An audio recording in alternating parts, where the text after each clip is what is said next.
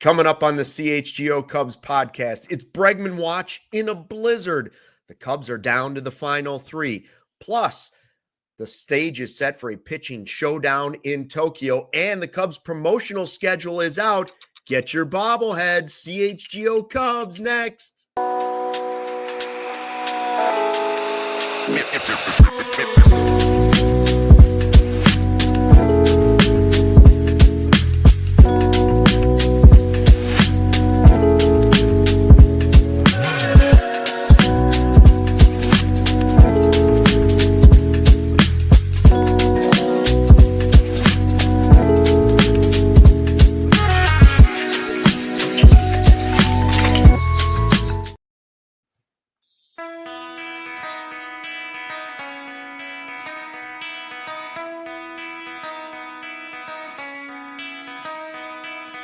Hey, Chicago, what do you say? It's the CHGO Cubs Podcast. It is Wednesday, February 12th.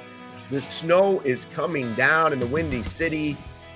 Good thing it's not opening day, because that's what it looks like outside. Blizzard conditions in Chicago. It's a snow day at CHGO, but we're here for you anyways with a full hour talking Cubs baseball, Bregman Watch in a blizzard, and everything else you want to talk about for the next hour or so. Hi to everybody in the live YouTube chat. I see all the regulars and sickos have joined in already. Gary Ross, Sean Caselli, Craig Brindle, Bing Bang Boom. Erica's in today. Make sure you subscribe to that CHGO Sports YouTube page. It's the best way to check out what we do at CHGO and what we do at CHGO Cubs.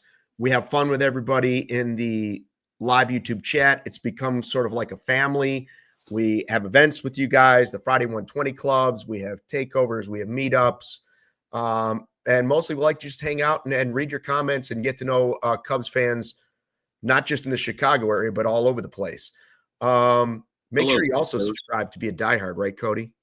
Yeah, become a diehard. You can be a sicko like everyone that is, or a lot of names that I see in here, like Evil Wax and Shane and Gary and a lot of other people. We've been having a lot of fun in the Discord lately, despite the fact that nothing is happening, but we just sit and we talk about all the different scenarios in the voice chatter and just the Discord channel itself. So it's been exciting in there lately, at least, especially with the season right around the corner. It's a great time to become a diehard with, events and stuff. And I personally have been trying to be more interactive in our Discord than perhaps I ever have been, just because I'm actually really excited about this season compared to last. So finally, yeah. Right? I see Gary has said he has already been out shoveling twice. Gary, you got to take out the diehard card. That's instant credit. You flag anybody down on the side of the street. If you get stranded somewhere on the road tonight, haul out that diehard card, and you know what? That's probably AAA coming right to you right there that fast. Now, that's not a guarantee. We're not connected to or affiliated with AAA in any way. It's just a respect card. It's like letting people know this is what I've got, okay?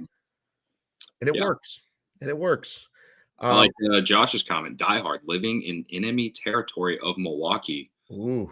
I am sorry. But, hey, you help keep the electricity on at Miller Park, as I will always call it. So you deserve a lot of credit, Josh. I'm sure you helped them keep that electricity on. Hopefully your help can help them get some new escalators. Right. Hopefully next year when it's called Bragg's Field. Anyways, first of all, we'll get to Bregman Watch in a second. But when you were a kid, it's interesting how it changes. Like, I'm looking outside right now and I'm watching the snow come down. My wife's on the road and I'm like, this is a nightmare. Like, having to shovel it, having to move it, having to get places in it, all of it. It changes daycare plans, all of those things, like childcare plans. As a kid, was there anything better than a snow day? Like, even opening day, I don't think anything compared to a snow day. When you got a free day and a snow day, it can maybe go out sledding or something. See, top of the food chain as a kid. The thing is that now it feels like, and I could be really wrong about this because it's been on 2 decades basically for me, since I've had one, I guess you could say. Yeah. Is that now you get like an email, like your parent will get an email or something. It used to be you would wake up super early and you would watch the news and they would announce the schools that are close, at least where I'm from. I don't know how it works here in Chicagoland, but where I'm from, same way. You would get up and you would watch the news, and then if you saw your school on the list of like the bottom line, kind of like what Sean was showing on the screen for a second, like it would be an adrenaline rush like no other when you were right. Yeah. So you would lose your mind. The night before, you couldn't sleep when you knew there was a forecast of some snow. For me, it was on television. It was like WGN. You'd get up and turn on the morning news first thing in the morning. And my dad also had this little like portable radio, always the same one, like my entire childhood. And if you saw that sucker sitting on the kitchen countertop, you knew there was hope. Yeah. You knew there was hope that you were getting out of that math test that day. There was a chance. If I could compare it to anything today, it was like uncontrollably refreshing Twitter for Cubs news. Yes. That's the closest thing that maybe I could compare it to, but we're on our phones instead of watching, the local news on your cable, So I think the adrenaline rush you get through, especially when like the stove is sizzling. Yeah. That's like the closest thing to it. Becky said she's already had a hot chocolate today. That's all part of the snow day. I've had 2 coffees. And you're right. The TV part, like when you would see the anticipation of seeing your school's name or hearing it on the radio, whatever it might be, when it finally, District 25 it was for us in Arlington, when that baby came across the bottom of the screen, I used to run around the living room like my pants were on fire. I was so excited. I couldn't stand school. So this was it. I can't say I'm as excited for Bregman Watch day 75. I'll be honest with you. Like snow day as a kid versus Bregman Watch day 75, I'm taking the snow day. Yeah. Yeah. I'm done with this. Yes, I am. I too am done with this. And I think I feel the same as I did yesterday, but I feel even more justified today after some of the stuff that came out of the rumor mill last night with multiple reporters out of Houston or Texas, wherever. Same place. Same areas, right?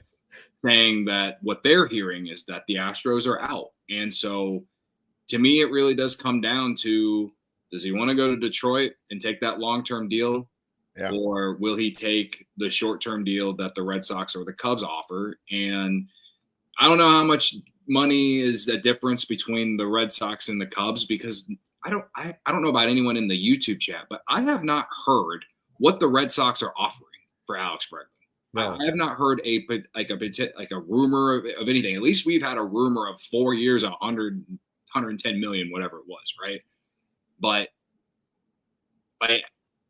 I continue to sit here and think that the Alex Bregman is going to be a Chicago Cub at some point. And if it doesn't happen, I won't be miserable about it. I won't lose sleep over it, but everything just points to the Cubs, and more national reporters continue to say that they think the Cubs are the favorite at this point. So I think from a baseball perspective, you take money out of it, I still feel like the Cubs are the best spot for him. And, money-wise, if he cares about the most money, maybe the Red Sox are offering more. I don't know. I don't really care. Like to me, it just doesn't matter at this point. So we'll see what happens. But yeah, I'm with you. I am exhausted. Well, I mean, I get it. All 3 teams have their draws to it, right? But maybe the Tigers are the closest to being super competitive this year based on the fact that they were in the postseason last year and showed some signs of life. Boston would have to move Devers and would have to move some guys around for it to make. However, I could see a scenario where he has his best season in Boston because of the green monster and he could just bounce the ball off the wall in left field all the time. Sure. And the Cubs are kind of the hybrid of the two, but it's going to come down to money, right? Isn't it? It's going to come down to which way he wants to go. Does he want to bet on himself with the short-term deal, or does he just want to take? I mean, he should have taken the Astros deal before. Yeah, that's the way it's turned out. But at least we think that's the way it's going to turn out. Yeah, I have to feel like Bregman feels a little regret. He has to have felt some sort of regret at this point that he didn't take that deal originally presented to him by the Astros. Because if the Tigers and I guess you throw in the Blue Jays for the sake of conversation and what we've heard throughout the last 90 days, those are the only two teams that are offering him a long-term deal. Is it more money than the Astros? Perhaps, but like, does he want to actually go there? Doesn't seem like it, according to what the reports are saying. So I think with Detroit, what's interesting is, like you said, that they could be super competitive. They could. Dakota doesn't think so. They're projected for like 79 wins right now. Now, the AL Central could certainly be competitive like it was last year. And this is no offense to our pal Sean Anderson, who's running the 1s and 2s, but all four of those teams are going to beat up on the White Sox again this year. Do expect the White Sox to be a little bit better, so maybe it won't be as easy to do so. So could the Tigers really use Alex Bregman? Yes, because their offense needs some help, I think.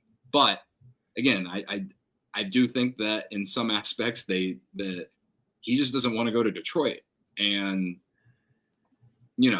I'm curious to how Detroit season really plays out, or just that division plays out. I think if he goes to the Cubs, who are already favorites to win the division, he would make the Cubs a lock to win the NL Central, and put him in a position to be on a winning playoff team that can win a playoff series potentially if they are good, and then add at the trade deadline, all these things. I think there is a easier path to a deeper playoff run with the Cubs than the other teams that are involved. I see a Illini McGee in the live YouTube chat with a reference to the movie Footloose. That I did not have that on my bingo card for today's show. I didn't think we'd be mentioning Kevin Bacon or the movie Footloose today, but there you go. That's what our chat is all about. You never know what to expect from these guys. We will win this game of chicken. Yes. Maybe. Hope so.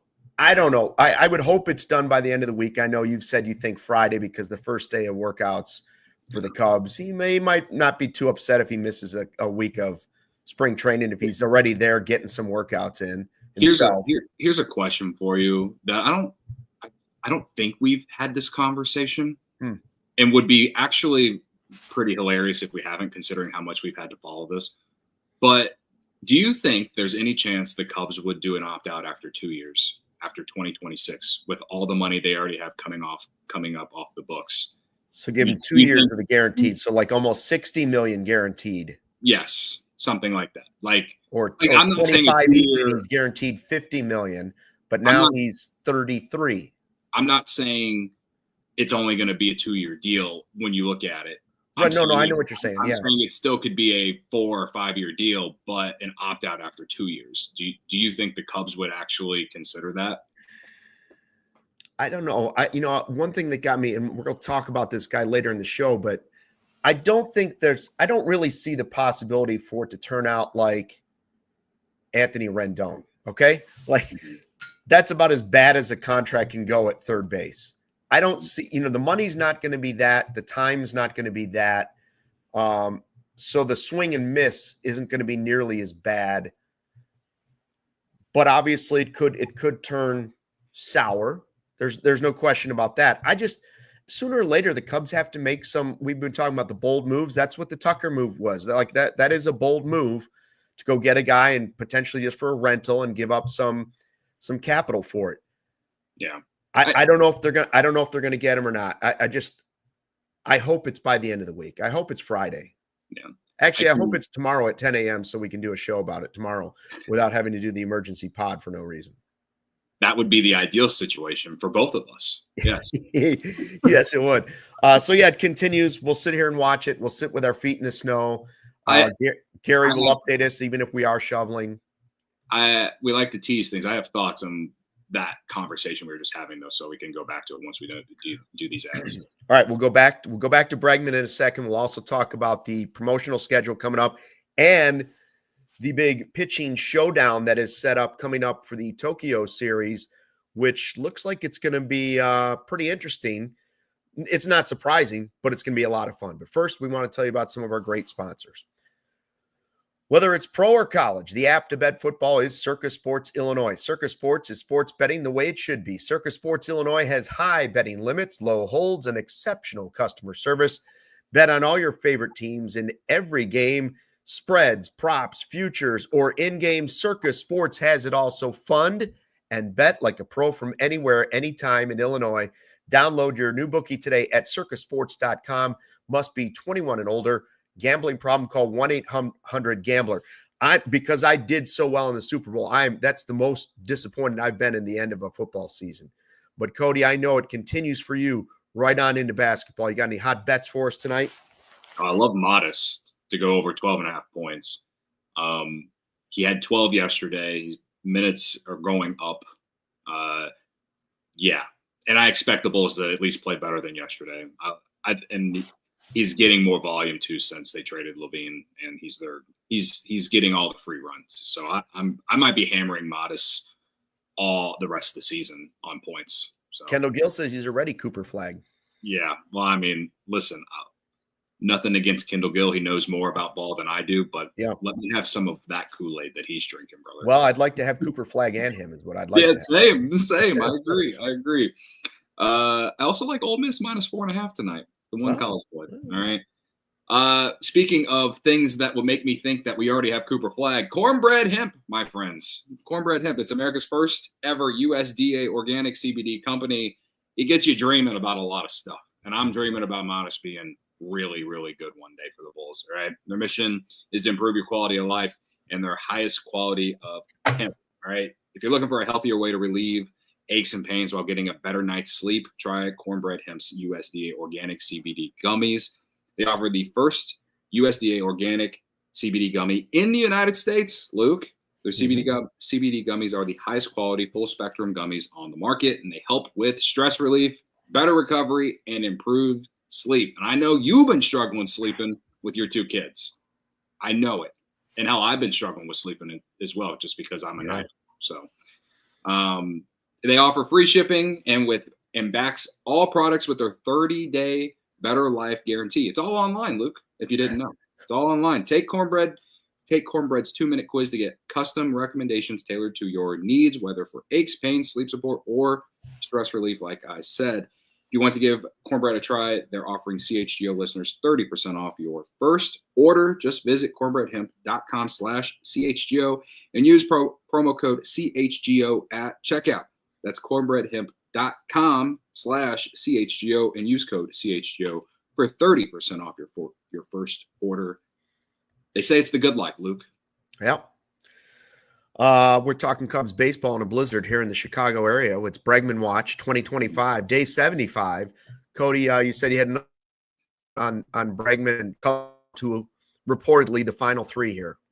Yeah. So, like I asked you, would the Cubs, or I guess you, and I guess this can be a question for the chat as well, is like, would you be okay if the Cubs, if it wasn't just a 1 year with an opt-out? Like, would you be okay if it was a 4-year deal with an opt-out after the second year, after 2026?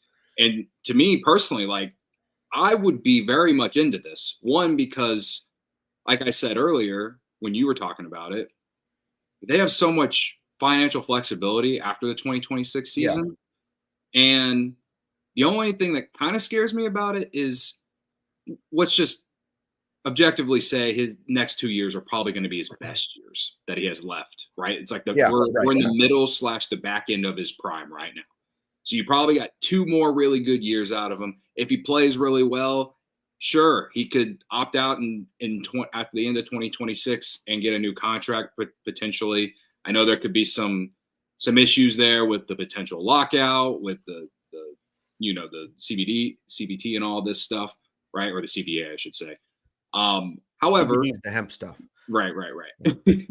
But the reason that I would like 2 years is just because if you do sign him, as I've said before, you're going to have to, or you said it yesterday too, you're going to have to give away 2 compensation picks. One's a second round, one's a 5th round. You got to give away international free agent money, right?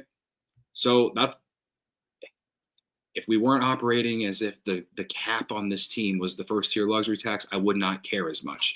But this is reality. So would I want to give all that away for 1 year of Alex Bregman?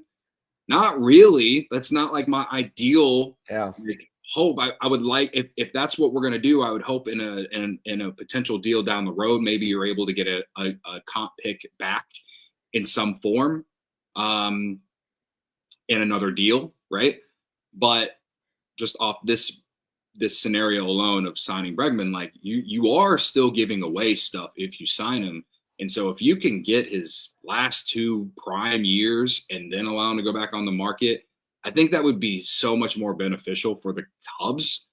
And I think even for fans in some ways. I think a lot of the casuals would be upset about it because they would think automatically that we're blocking Shaw when they're not. But I think that if you're going to give away those 2 comp picks, if you're going to give away international free agent pool money, and if we're in a 2-year window here, theoretically, with the fact that Hap, Seiya, some of these Tyone all coming off the books in 2026, it's like, let's give it a try for 2 years. I'm not saying push all your chips in. I'm saying can we have a 2-year guarantee? Now, does this potentially hold the Cubs back from extending Kyle Tucker?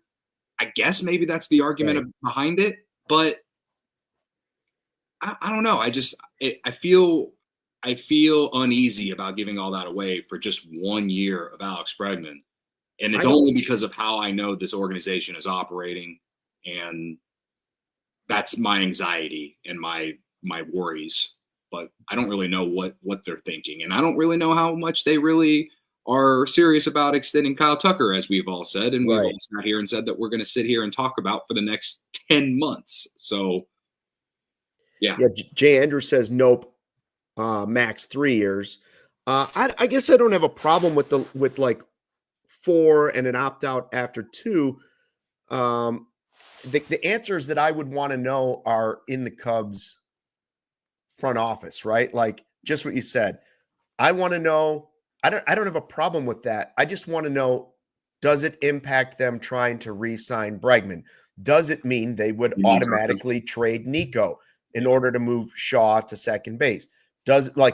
What are the domino effects from that happening? It's not about just the contract itself for me. I don't really, like you said, they have flexibility coming up in 2 years anyway. So that's not really an issue. It's more about how it impacts the rest of the roster moving forward the next 2 years and beyond out of that. I thought it was interesting. I saw Shaw talking the other day, and he was asked about where he's more comfortable.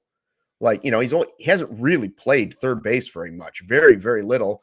We saw him play with the U.S. team and some other place, but most of his time has been elsewhere. And I would have thought second base would have been his most comfortable position, but his answer, whether it was just for his psyche or not, was third base. I'm most comfortable at third base now, which I thought was interesting. And I couldn't decide, like, does he really believe that? Like, that third base is now his best, or is that, an athlete trying to think positive and mentally framing it to himself like, your best spot is third. This is where you belong, and like trying to frame it that way. I don't know what the answer is, but if it truly is third base, it's not that you'd be blocking with Bregman, because Bregman just won a Gold Glove there, but he would still get his playing time. It's interesting that you'd be taking away potentially what he claims is his most comfortable position.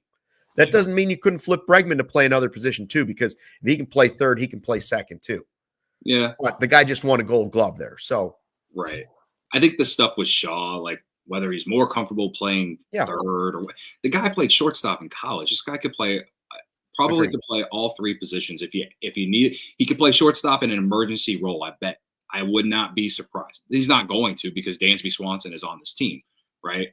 And let's be real, if we're talking about defense, we'd rather have Horner playing second. And I understand the thought process behind, will they trade Horner? Yeah. All I know is that if they sign Bregman, they're not going to go over the first tier luxury tax. If they sign Bregman, they might be right at it. I don't think he's going to get what they would go over the first tier luxury tax if they gave him north of $32 million next season.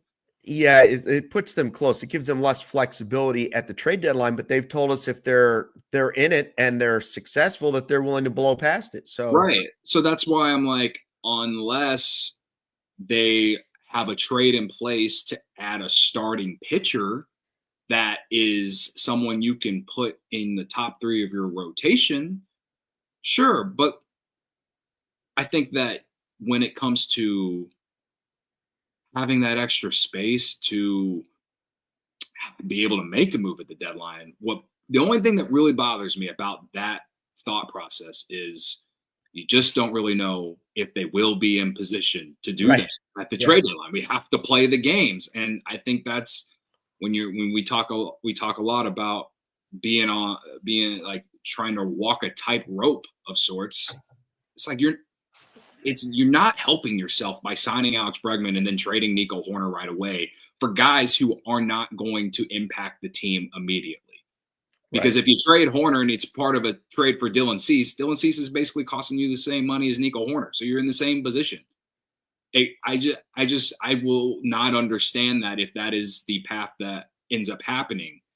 So the only way that I feel like I would get on board is if they, make a trade for a guy like a Dylan Cease or, one of those guys in Seattle, maybe Sandy Alcantara, because I know that was a conversation 2 months ago, right? Like that's the only way that I would get on board. It does not make any sense to me if they sign Bregman to trade Nico Hoerner before opening day.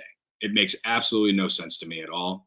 And the only reason that I would find it believable is because we're trying to break even at 1060 West Allison. That's it. Breaking even. Yeah. Obvious Shirts has the shirt if you're looking for it. They might have sold out already. Yeah, we'll just see how it plays out. I'm part of me does want to see what this team is before they go and get that frontline starter. Part of me thinks, maybe that's me being cautious in my old age, but part of me just says, I'm up for it. I love the Pacoda projection standings, but let's see what they really are after spring training and after a couple months of baseball. Let's see where we're at and then go from there. I don't know. We'll find out. We want to talk about the news the Dodgers reported to camp. I saw that they expect Ohtani to actually pitch in a major league game by May. Okay. So he's not pitching in Japan. But he will be pitching in May, and he will not take a rehab stint to get ready for pitching when that's time to ramp up. He'll just be doing that on the side. He will be the DH and continue to be their DH. So it has set the stage now for Yamamoto versus Shota Imanaga in the first game of the season. Yeah. I think what it was announced today by the Dodgers that Yamamoto would start game 1. Right. And we kind of know that it's going to be Shota most likely. Yeah. Oh yeah. And they basically said that Shota. They also said that Roki will pitch in the series if he's ready, and it would be as a starter. So now you're talking about all 3 pitching in the series. Did you see Bob Nightingale tweeted a picture of Roki like doing a bullpen? Yes. And then Mark Pryor is just kind of looking like he's not even paying attention. I was like, yeah, quote tweet from our account, Mark Pryor doesn't look impressed. But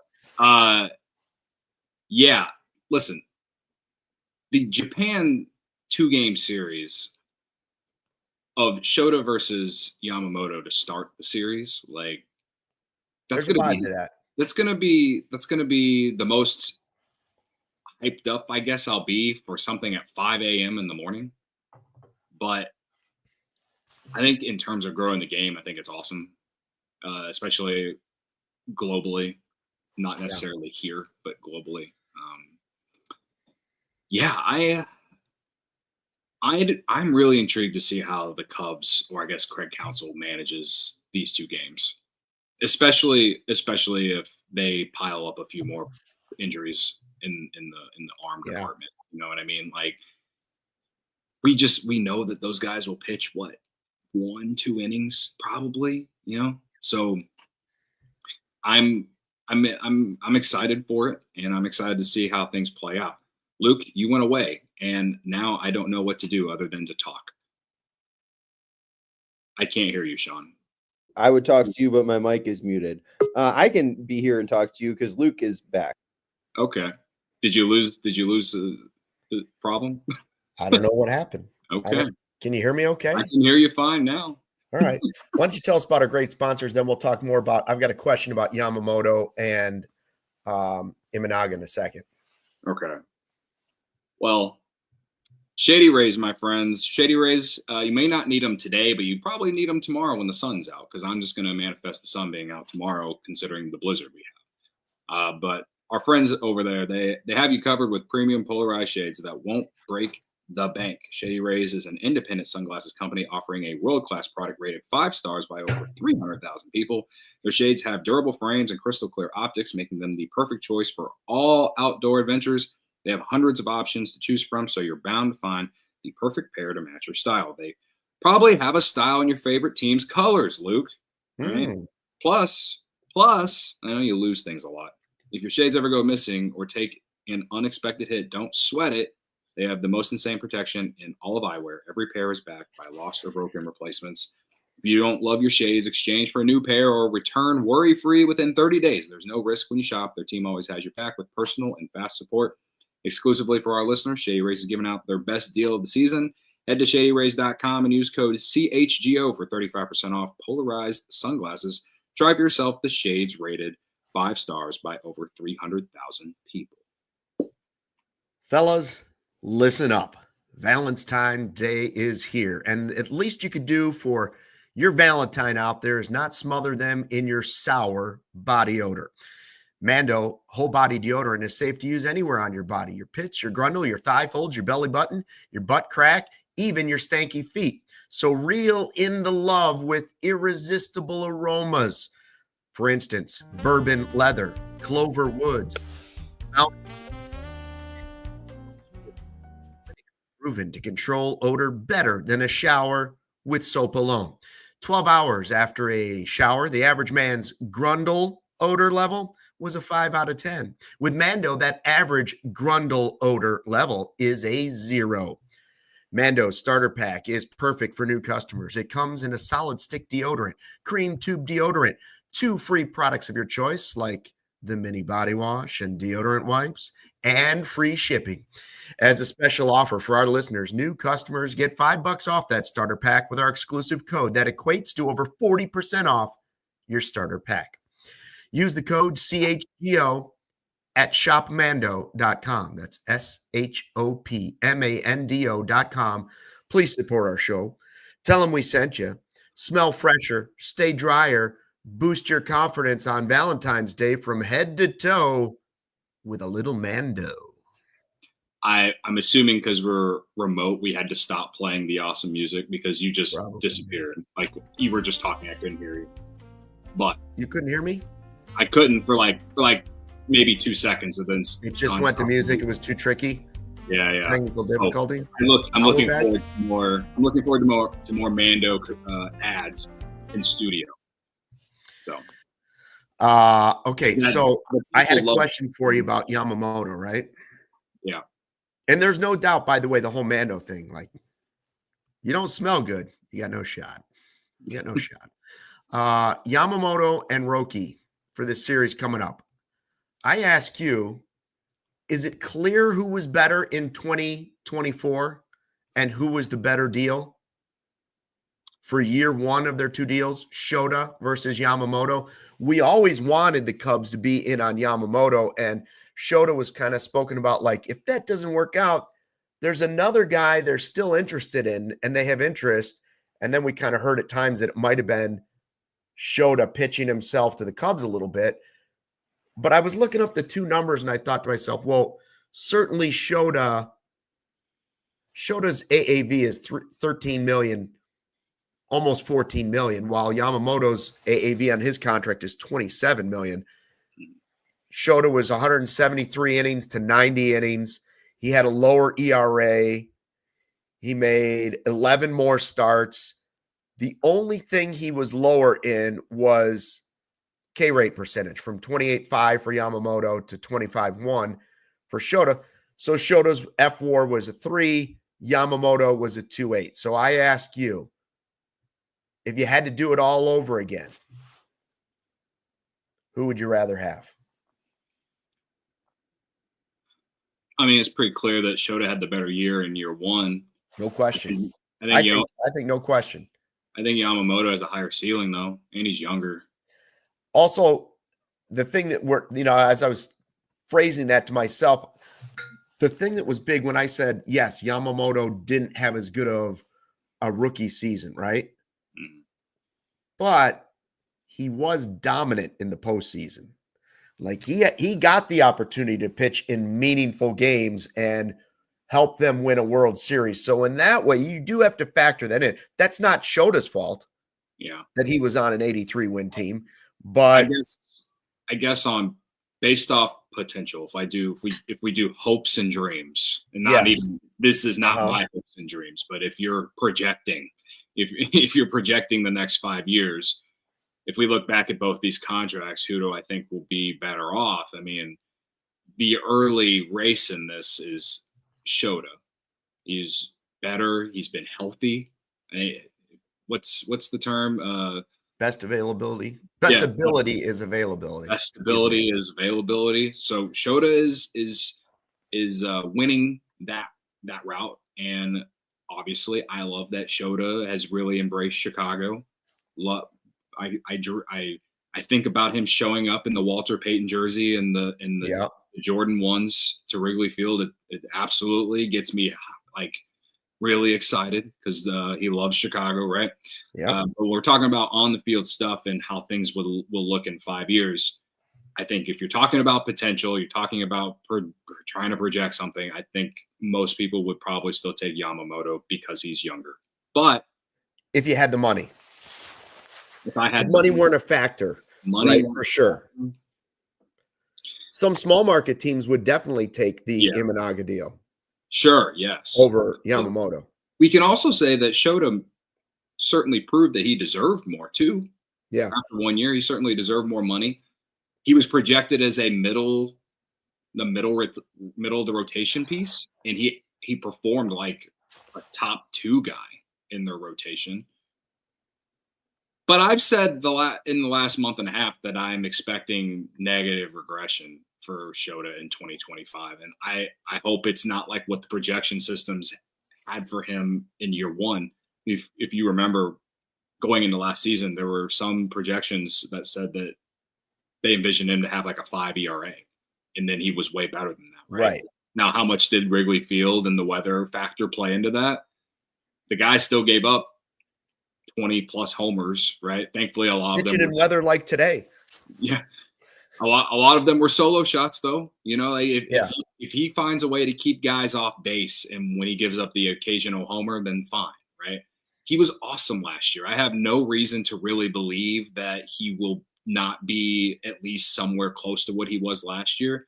But as we've said before, if the ballpark factor affected the offense as much as it did last year to be bottom 5, I think we have to expect some pitchers to have some sort of negative regression. I hope it's not Shota, but I would not be surprised if that ERA is a bit higher this year. The Fangraphs projection is Shota going from a 3 to a 2.9 F4 this year, Yamamoto going from a 2.8 up to a 3.5. I guess that's assuming he's healthy. It will be fun to watch over the next couple of years. Forget the contract. Which of the 4 guys, how they will stack up as, if you're just saying, this is the best pitcher from Japan at the time. If you list Ohtani as a pitcher, just a pitcher, not a hitter, just from the pitching perspective, Ohtani, Yamamoto, Roki, Imanaga, how will the 4 stack up when it's all said and done with their major league careers? Who will have the best pitching careers in the majors? I think most people would bet on Shota to be the bottom of the list, but that still doesn't mean he wouldn't have a spectacular career in the majors. And frankly, I'd like to see him climb up. I'd love to see him finish in the top 2. Let me put it that way. Let's play devil's advocate to maybe make an argument for Shota to be in the top 2. All right. Ohtani has had Tommy John twice now, right? And he is only getting older. So will he eventually transition to a bullpen role or some form of that? Like, how much longer can he be a starter? Right. I still think he can start. Like, when he comes back, I expect him to be a starter. I'm not saying that it's going to be now, but as time goes on, right? Or maybe he just is done. He gets to a point where he doesn't pitch anymore and he's just a position player, right? Because he has that kind of athleticism that he could probably play the outfield. Okay? Well, if he ends up becoming just a DH, then he's going to be at the bottom of the list as the pitcher. Because I would assume the other guys will be pitching potentially longer. I know what you're saying. Yeah, I'm essentially saying that I just don't know how many more years of pitching or doing both, being a two-way player. I don't know how many more years he can do that. But so that could drop Ohtani on the list. Sure, yeah. But he is certainly proved to be one of the top 10 pitchers in baseball when healthy before last season. You know what I mean, right? There's a reason he has multiple MVPs.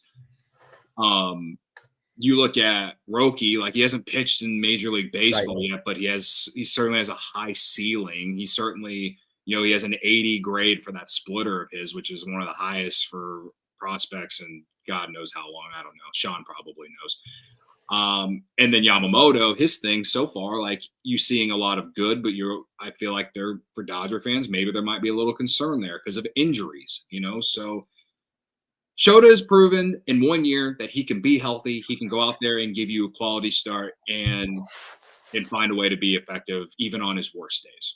And I think a lot of fans, strikeouts are sexy. The way guys dominate is sexy, whatever. I think Shota, while he can have days like that, I don't think it's like a serious consistent thing. I think he just finds a way to keep you in ball games, and he finds a way to give you 6 or 7 strong innings, some days more than that. This is me making an argument that maybe one day we'll be talking about how Shota ended up being, better than 2 of those guys, at least as a pitcher. But it's certainly really hard to make that argument, man. Yeah, well, it's just too hard to make it right now anyways. You're right in that health, like any player, but especially a pitcher, will likely play the biggest factor in this. Performance is part of it. But we know that Yamamoto, it wasn't that he wasn't good last year. That's not why his F-WAR was lower than Imanaga's. It was availability. It was injury. So let's see whose body holds up longer over the stretch. It's not impossible that Imanaga could climb to the top of the list or near the top of that list. We do know that the Cubs got a pretty good deal on it in year 1. Yeah. Like affordability, no question, they've got that corner on that market so far. So did you see the list of promotions coming out, by the way? Like promotional schedule for the Cubs, I guess they call it. This is not one that excites me, but I know you kind of get into some of these. Like Tank Top Day was a big one for you last year. Me and Braggs loved the tank tops every Friday game. But the one Sean's showing on the screen right now, this is my favorite giveaway for the entire 2023 or 2023. Wow, this is the left field, right field, and they're in green. They should just throw away all the right field ones, but that's just my opinion. I just remember the tank top that Braggs wore was a little too small last year, the giveaway. I think they gave him a medium, and it was a little tight.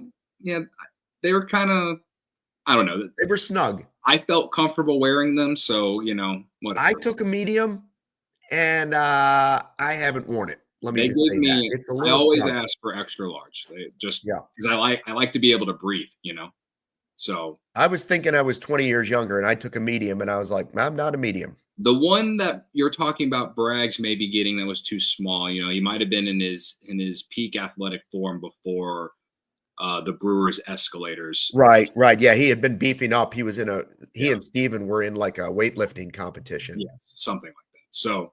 But yeah, I love this tank top. I also think the bobbleheads are pretty good this year, though. If there's one thing that I could they couldn't pivot and get a Tucker. Yeah, you got to pivot and give me a Tucker. Yeah, no Kyle Tucker. But what I was getting ready to say is nothing related to Sammy Sosa at all. I bet that's a surprise one for the Sammy Sosa day. There will be a Sammy, bobblehead or something, some giveaway. But I didn't see that on there, but that's one that they're gonna save that, for like a 5-game losing streak, and then they'll be like, hey, but look at this Sosa giveaway coming up. Yeah. Sean's showing the Crow-Armstrong one on our screen right now. That one will be a favorite. Hopefully, Well, now, wait a minute. I just looked at that. Was that for like what is that? What is the hat going to be attached to? I don't really know. He's running, but behind him, not on the platform, is his hat, not his batting helmet, I don't think. But either way, maybe it's just part of the like. Do you get a little? Do you get a little separate cap like the ones I used to eat the sundaes out of? No, I don't think it's that. Smaller version. Yeah, it's a wire. I think this is definitely kind of looking back on the inside the park homer that he hit. Okay. So yeah, the PCA one, they got the Clark the Cub one with the scoreboard, which is kind of cool. I'm not big on the Clark the Cub stuff, so whatever. That's in April, cold weather. But the Shota one, I do enjoy this, like in the locker room with like the jersey and everything like that hanging up. It's different. I mean, how often do you see one of a guy at his locker? Yeah, no, I'll give you that. This was probably my favorite one of the ones. But the John showing the Michael Busch one, like that's kind of signifies that walk-off homer he hit. Yeah, and then that's a typical like guy batting. That one is June 22nd against Seattle. But I will say the Greg Maddux one. Greg Maddux one is sick. It is sick, yeah. I think someone like you would love the Greg Maddux one. Yes, if I could have any of the bobbleheads, I would take the Maddux sliding on 8/8/88, which was supposed to be the first night game ever. Maddux going across the tarp. Yeah. Now, so that one, what was the date? The giveaway date on that one? That's in September, maybe. It's in September, yeah. You welcome Sammy Sosa back and like nothing. It's got it. No, honestly, I'm telling you, I say this with great confidence. There will be a Sammy giveaway. Okay. August for Maddux. August 3rd for Maddux, a 120. Yeah. Or even like Baltimore. Yeah, like I don't know. But they're good. The bobbleheads are good. The Maddux thing is, to me, the coolest bobblehead giveaway. Then they have the other like 20 like gate giveaways, right? Where it's like only the first 5,000 fans into the bleachers get this. And I haven't seen them yet, but I have been looking for exactly what they're giving away. So I don't know who's going to be willing to stand in line for me and be one of the first 5,000 to get in the bleachers. It won't be me, but hopefully you and Braggs will feel a giving mood, or somebody in a Friday 120 club. The Ryno flip down sunglasses. Yeah. Can you not see me in those? Can you not see me with my readers on, but my flip down shades attached to them? Right? It would actually be flipping them down every once in a while. It would be very beneficial for your brand. The bright lights on the show, I could say what I need to say. I can see the screen. I'll read the chat, and then I'll just flip them down, and also potentially take a little snooze if I need to. I will try to get them, and then I would like you to wear them an entire show. I would do that. Yeah, and you could just flip them up. Flip them up and down. Every time I'm talking, I flip them up. Every time I'm not, I flip them down, and you don't know if I'm awake or not, especially in a post-game show. Another one that I like that's part of the gate giveaways is the umbrella hat. Yeah, that's good too. And these are both supposed to be like vintage ones. I don't know what else they're going to try and put in there, but those two are good.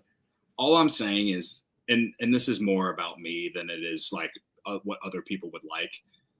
If I had the umbrella hat and that Hawaiian that they're going to give away, like I would never feel more like I'm 25 again than that combination, I guess. And as someone who's 33, trying to not get too old and trying to not be old, I feel like that would be fun for one day. I don't even know what I would do with it after the day, but like I would just love to be able to wear the umbrella hat one day. I'd be willing to wear the umbrella hat. So I'm more willing to wear the umbrella hat than I am the one with the two beers or the straws that go like that hat screams I'm unserious. Yes. The other one, the umbrella hat screams I'm a goofball. And that's me. right? Yeah. Like, so I could do the umbrella hat. The other one is just kind of like, I'm past my prime, but I'm still holding on to college. That's what the other hat says to me. Well, some of us just want for 1 day, I just want to feel young again. That's all I'm saying. That's all. That's the whole point. You're saying that to the right guy. Wow. So no, there's some decent giveaways. What's the one that what giveaway have you ever gone to Wrigley? Like, which one have you gone the earliest for? Is there something you've stood in line for a long time to get at Wrigley Field? No. I feel like I feel like the stuff people stand in line long for are the bobbleheads. Yeah, bobbleheads kind of changed the giveaways at sporting events, especially baseball. But like that became sort of like the big giveaway for everything each year. I don't know why people got so into them. I really don't. Yeah. Like, I remember them first coming out and being like, people are excited about this. I was in San Antonio and I would get all of them and I sold them on eBay. Yeah. But it was like, what? Yeah. But anyways, we used to get the big buttons as a kid. Like I had a Dave Kingman button I would go down, but I don't think it was a giveaway. I think I went and purchased it, you know? I think they still have those, like a photo button of the guy swinging. I think a lot of people will stay in line if they collect the pins, the collector pins or whatever they can put on their hats. You know what I mean by that? Yeah. The collector pin, like when they go to the Olympics, they get the different countries and the different, right? Yeah. Am I going to stand in line? Is anyone going to stand in line for the Dansby Swanson, like, what is it, like the headband or whatever with the hair? Like, yeah, I don't think so. When are you going to, that can only be used for Halloween. Yeah. You're not going to wear that in the summertime. The Wrigley Field, it's going to be hotter than itchy and hot. Yeah. Imagine people wearing like the entire, all the bleachers, everyone wearing one of those. Like, ugh, it just sounds so miserable to me. The umbrella hat has, that's functional, right? Yeah. Tomorrow, by the way, we're going to do we're going to talk about MLB Network's top 100 list. We're going to save that for tomorrow because they're still doing it and some of it's absolutely absurd. But I did want to go through something else that I saw today, and it was that Rendon, I mentioned at the top of the show, Anthony Rendon is going to have hip surgery, and that means Yoan Moncada is the starter for the Angels at third base this year. Rendon, out of a possible 1,032 games after he signed his deal with the Angels, has played in a grand total of 257. Likely done with his deal now because of this hip surgery. $228 million for like 200 games. Jeez. Like, I know the Cubs have had some bad contracts. I can't think of anybody whose deal has gone, take the money out of it. They've never had a financial deal because they've never poured out that kind of cash.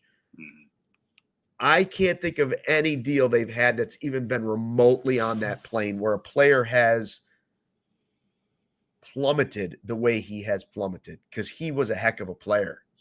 So the thing about Rendon, where I'm like,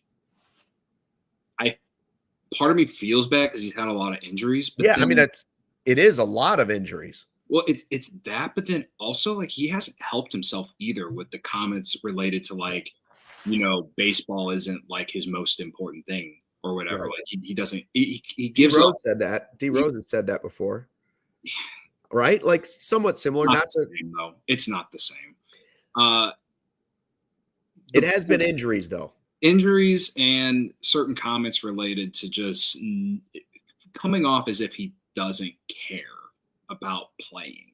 And so I guess it's a sad downfall, but he could play. Yeah, like what, 2017, 2018, this guy was right up there in terms of the top third baseman in baseball with Chris Bryant and Nolan Arenado, you know. But yeah, it's been a downfall that I really didn't see coming. I thought when the Angels picked him up, I thought it was a great move for them. Me too. And that's what comes, like, sometimes that's the risk with a lot of these free agent contracts. But you can't project injuries, I guess, you know. Like, I know, and you also can't be afraid of it if you're a billionaire owner and you're worried about one guy's money. Like I agree that KB's, Chris Bryant's path could be similar with the Rockies. That's possible, but it wasn't with the Cubs. Like he didn't fall this far out of grace with the Cubs. Like he was still playing good baseball. I saw somebody in the chat. That was a good one. Obviously the money's not remotely the same was Brandon Morrow. Like he gave him a ton of money and he just wasn't even around. But I can't think of even Hayward. Like Hayward still gave you something for the contract. You're talking about big contracts that maybe didn't go well. He won multiple Gold Gloves with the Cubs. Yeah, I mean, I can't think. Milton Bradley, they tried to get rid of, and that was a bad contract. But of course, the money's not even on the same stratosphere now.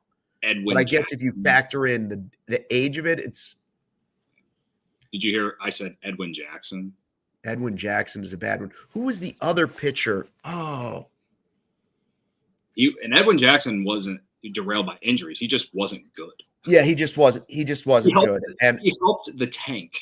He helped us tank. That's what he did. Legitimately. I can't remember who the other pitcher was. He had this monster truck. I remember taking pictures of it at spring training.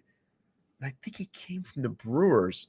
A monster truck with spikes coming out of the wheels, and he was a total bust too, but I can't think of his name now.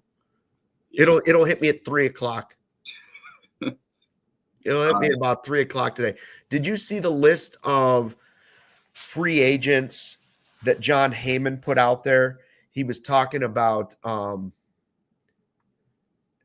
players over 37, I think it was, he said. The free agents that are still out there. And I thought, do you have any interest? First of all, it's littered with former Cubs. Heyman points out 35 and older. These guys are still out there. Of the former Cubs, Rizzo, Neris, Smiley, 35 years old. Quintana and Kimbrel, 36 years old. Robertson, 39 years old. We know that we might be interested there. The bottom of the list, Rich Hill, 44 years old. He'll be 45 in March. Here's a trivia question to end the show for anybody out there. 20 years in the majors, 13 teams. Can anybody... He didn't even play his most for the Cubs. I'll give you the first three. The Red Sox, 6 years.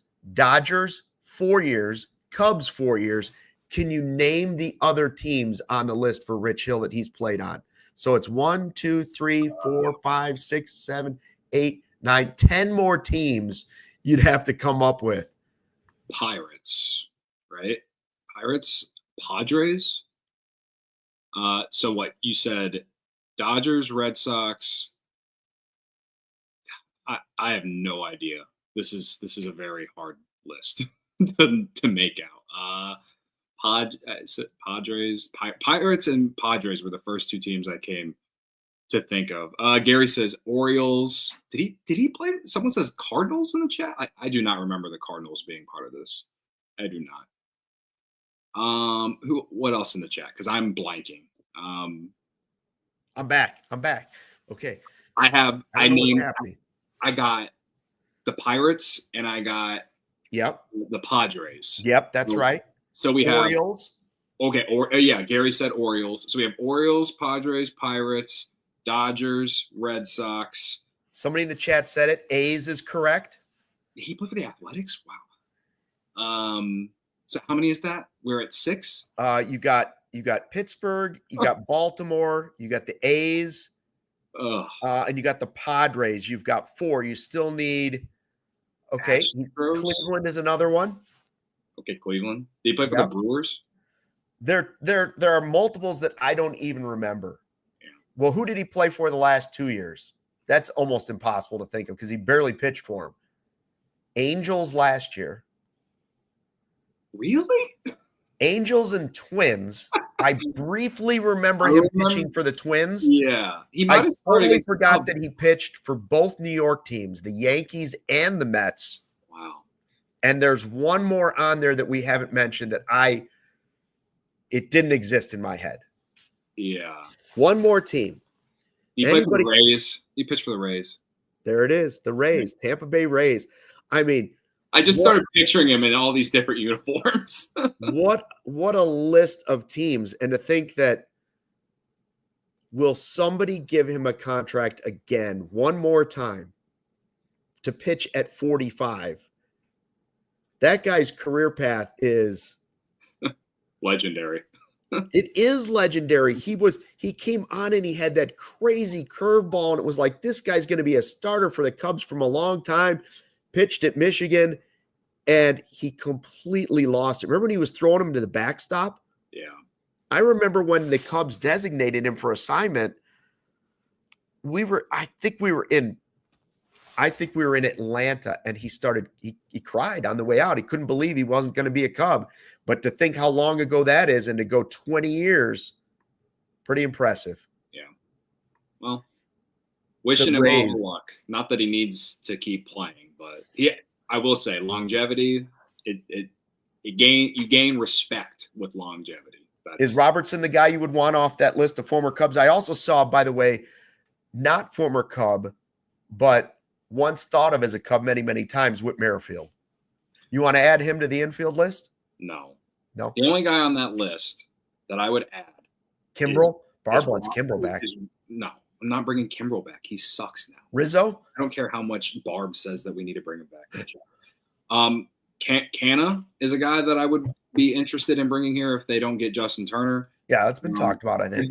I'd be into Rizzo, but he's a left-handed bat, but he can hit lefty pitching better than Bush probably, so whatever. Would it be fun for the retirement tour? Sure. But I don't really necessarily think it makes sense. I've kind of said that all off season, but if it happened, I'd be happy. I'd be excited about it. In Robertson, I don't know if it's a possibility anymore unless they don't get Bregman. Right. So, yeah, I mean, it'd be interesting to see where all those guys end up. Smiley, Rizzo. Canna makes a lot of sense. If you don't get Turner. I think Cannon will probably be cheaper, be able to stay under the luxury tax. I like Rich Hill in the bullpen at 45. Yeah. For the Rich Hill bobblehead day. Rich Hill bobblehead day. Oh my God. Our friends over at Foco to work on that. Yeah. Rich Hill with a cane on one side and throwing on the other side. All right, back again tomorrow at 1:30. Hopefully the snow lets up. If it keeps snowing, if someone could come to Arlington Heights and shovel me out, I'd appreciate that. And again, still looking for somebody. Chafin is still on the list too, but he's not 35 and older. This was people are being ageist and not signing the old guys list. You are correct about that. All right. We're back tomorrow. Thanks for checking out. Yeah, sorry. Smallest violin for all of them. That's right. Thanks for checking out the CHGO Cubs podcast. Don't hurt yourself shoveling. Until then, fly the W. We all silly like the mayor.